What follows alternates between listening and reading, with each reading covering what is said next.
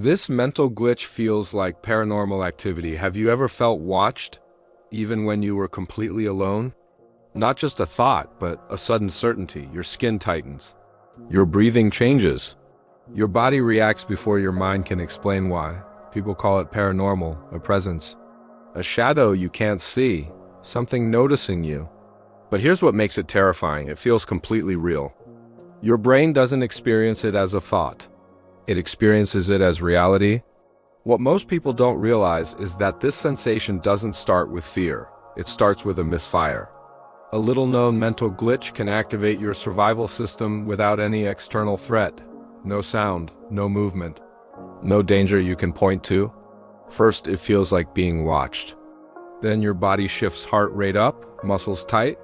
Moments later, your mind starts searching for a reason. A memory changes, a shadow feels important, silence feels wrong. That's when people swear something was there. What's unsettling is how convincing it is. Your instincts are screaming, but they're missing information, so your mind fills in the blanks. This isn't imagination, it isn't weakness, and it doesn't mean you're losing control. It's your threat detection system firing without a clear source, and your brain trying to explain the alarm after it has already gone off. If you've ever felt sudden fear in a safe place, if danger appeared after your body reacted, if the presence vanished the moment you tried to rationalize it, you've already experienced this glitch. And once you see what actually triggers it, the moment everything clicks is unsettling in a completely different way. Your brain is built to keep you alive, not to keep you calm. Long before logic, language, or reason kick in, there's a faster system constantly scanning for danger.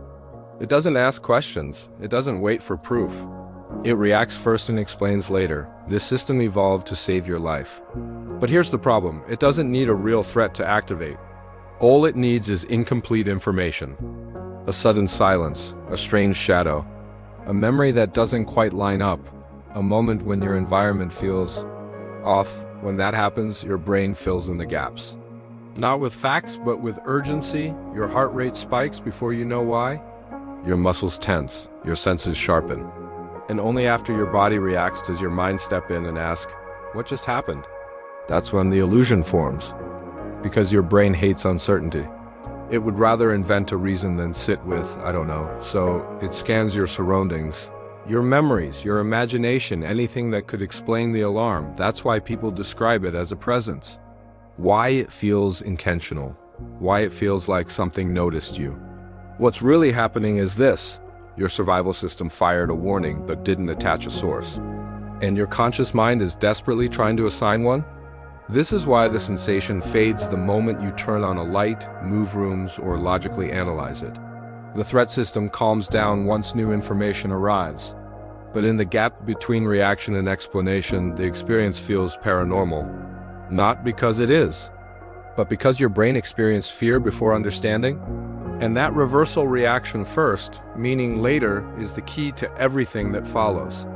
In the next part, we'll explore the exact mental glitch that creates this gap and why some people experience it far more intensely than others.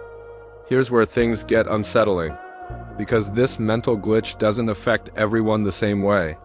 Some people experience it once and forget about it.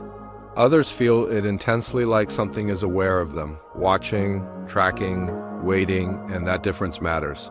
Certain minds are built to detect intent, not just objects. Your brain isn't only asking, is something there? It's asking, is something meant to be there? That's why this sensation feels intelligent. When information is missing, no sound, no movement, no visible cause, your brain doesn't stay neutral. It fills the gap. It builds a model. And for highly sensitive threat detection systems, that model includes agency, purpose, presence. Your body reacts first, heart rate changes, muscles tense, your breathing shifts. Only after that does your conscious mind look for an explanation. By then, the feeling already feels real. Psychology actually has a name for this. It's called illusory presence, a state where your brain generates the sensation of another being nearby, even when no one is there. Not a belief, not imagination, a perception. And here's the part most people don't realize. This system evolved to keep you alive. It's strongest in people whose brains are good at simulation, people who mentally rehearse, predict outcomes, and read between the lines. When that system fires without clear input, it doesn't create randomness. It creates meaning. That's why it can feel personal, targeted, almost deliberate. And once your brain learns this shortcut once, it's fired this signal before it becomes easier to trigger again. Fatigue, isolation, darkness, silence, perfect conditions. In the next part, we'll uncover why this experience often returns unexpectedly, and why your memory of it can feel distorted, like something important almost happened, but didn't. The most disturbing part of this mental glitch isn't the first time it happens, it's that it comes back. You experience it once, later you explain it away. You tell yourself it was stress, imagination, exhaustion. And then weeks or months later, you're in a similar situation, quiet room, low light, same time of night, and before you consciously think anything, your body reacts. Your chest tightens. Your skin prickles. That feeling of presence snaps back into place. Here's why. When this glitch first happens, your brain doesn't store it as a neutral memory. It stores fear. Your threat detection system links the environment, the silence, the time of day, even the posture of your body into one file, a warning file. So the next time you're in a similar situation, your brain doesn't wait for evidence. It predicts danger, and prediction is powerful. Your brain fires the alarm before you can reason, before logic, before reassurance, before thought. That's why knowing it's psychological doesn't stop it. Because the part of your mind involved isn't logical, it's protective. It feels stronger each time because the response gets faster, sharper, more convincing. You're no longer reacting to the moment. You're reacting to the memory of fear. And here's the unsettling part. Your brain doesn't experience this as imagination. It experiences it as reality. That's why it can feel intelligent, targeted, almost intentional, as if something knows you're there. But what's really happening is simpler and more unsettling. Your survival system is firing with missing information, and it fills in the blanks with the worst possible explanation. In the next part, we'll name this glitch and explain why certain people experience it far more intensely than others. Here's where this gets personal. This mental glitch doesn't hit everyone the same way, and it's not random. It shows up most intensely in people whose minds are constantly scanning, interpreting, and anticipating, often without them realizing it. If you're highly perceptive, your brain notices tiny changes in sound, light, tone, and movement. Most of the time, that's a strength. But under stress, fatigue, or isolation, that same sensitivity can turn inward. Your brain starts detecting patterns without clear sources. If you're intelligent or imaginative, your mind doesn't just register sensations, it fills in gaps. It predicts. It simulates. When information is missing, your brain doesn't stay quiet. It creates explanations. And sometimes those explanations feel disturbingly intentional. Anxiety plays a role too, but not in the way people assume. This isn't panic, it's vigilance. Your nervous system is slightly elevated, quietly watching for threats. When there's no obvious danger, that energy has nowhere to go. So it attaches itself to ambiguity, darkness, silence, stillness, sleep deprivation. Loneliness and long periods of mental overload amplify this effect. Your brain's filters weaken. Internal signals, thoughts, bodily sensations, memory fragments feel external, separate, almost not yours. That's why it can feel targeted. Not because something is watching you, but because your brain is watching everything. And when that system misfires, it doesn't announce itself as imagination. It presents itself as reality. What's unsettling is that the people who experience this most vividly are often the same ones who are observant, creative, analytical, and deeply aware. The very traits that make your mind powerful also make the illusion more convincing. And here's the disturbing implication. If you don't understand what's happening, your brain doesn't just scare you once. It learns what scares you and brings it back. That's what we need to talk about next. Here's the part most people find disturbing. This mental glitch doesn't just disappear once you understand it. For many people, it comes back, sometimes months or even years later. And when it does, it feels sharper, more targeted, more convincing. That's not your imagination, that's learning. Your brain is a prediction machine. When it experiences intense fear without a clear cause, it doesn't forget, it stores the pattern. Not as a memory you can recall, but as a shortcut, a warning template. So the next time conditions feel even slightly similar, darkness, silence, fatigue, isolation, your brain doesn't start from zero. It jumps ahead, your heart rate spikes faster, your body reacts before you think. And the sensation feels stronger because your brain is now anticipating itself. This is why it can feel intelligent. Like it knows when you're vulnerable, like it chose the moment. But what's really happening is reinforcement. Each time you react with fear, your brain marks the experience as important. Worth remembering, worth repeating. That's also why it can show up unexpectedly. Not when you're stressed, but when you finally relax. Not in danger, but in safety, because your guard is down. And here's the unsettling implication most people never hear. Your brain doesn't need a trigger anymore. Sometimes, the memory of the feeling becomes the trigger. That's when people start thinking something external is involved. A presence, an entity, something watching. Because the experience doesn't feel like a thought. It feels like something happening to you. And the more seriously you take it, the more convincing it becomes. But this is also the turning point.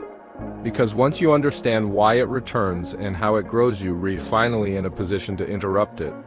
In the next part, we'll look at why your mind is so quick to mistake this internal glitch for something external, and why the brain is wired to give fear a source, even when none exists. When this mental glitch hits, the fear doesn't feel abstract, it feels located, behind you. In the corner of the room, just outside your vision.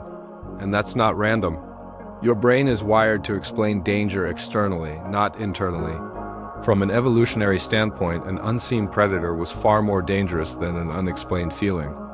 So when your body reacts, first heart racing, muscles tense, your mind rushes to answer one urgent question: what caused this? But in this glitch, there is no clear cause. So your brain fills the gap, it scans the environment for meaning. Shadows feel heavier, silence feels charged. Normal sounds become signals. Your mind assigns the fear a location because fear without a source feels intolerable. This is why the experience can feel paranormal. Not because something is there, but because your brain insists something must be. Here's the unsettling twist. Your perception changes to match the story your brain creates. You don't just imagine a presence, your senses subtly adjust around it. Your hearing sharpens, your vision narrows, your body orients toward the threat. This isn't imagination, it's misattribution. A known psychological process where internal signals are mistaken for external events. And once that happens, logic struggles to catch up. Because the fear didn't start as a thought, it started as a physical response. That's why telling yourself, there's nothing there, often doesn't work. Your body already believes there is. This is also why people swear they felt something. Not thought it, felt it, because they did. But understanding this mechanism is critical. Once you see how your mind assigns fear a source, the experience loses its mystery, and with it, much of its power. In the final part, we'll talk about how to stop this glitch from escalating when it happens, and how to ground yourself without fighting your own mind. Here's the mistake almost everyone makes when this happens. They try to force it away. They argue with it. They turn on every light. They tell themselves it's irrational. And paradoxically, that often makes it worse. Because your brain doesn't interpret resistance as calm, it interprets it as confirmation. If you're fighting this hard, your nervous system assumes there must be danger. So the key isn't control, it's reorientation. Instead of asking, what is causing this? You shift to, what is my body doing right now? Notice your breath. Notice the tension in your shoulders. Notice the urge to scan the room. You're not dismissing the fear, you're grounding it. This simple shift moves the experience from an external mystery back into the body, where it actually began. And when fear loses its imagined source, it starts to weaken. Another powerful interruption is naming the process, not the feeling.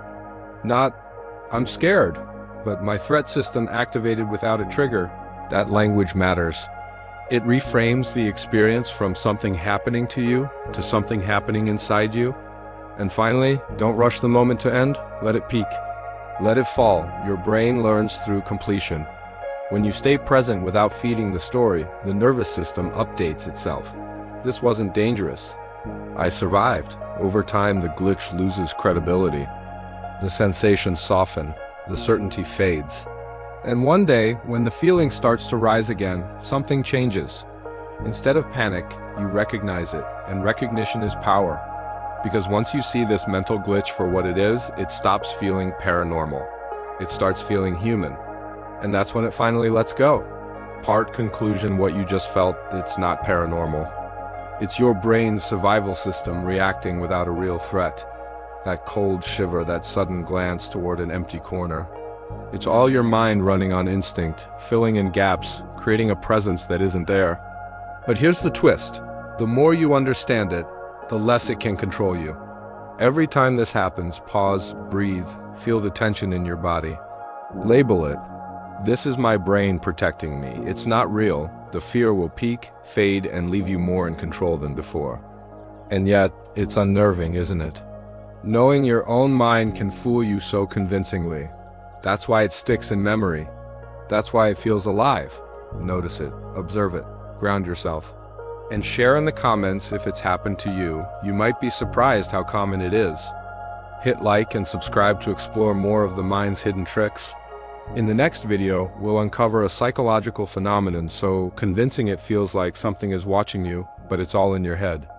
Because the line between your brain and paranormal is thinner than you think. And understanding it is the ultimate power.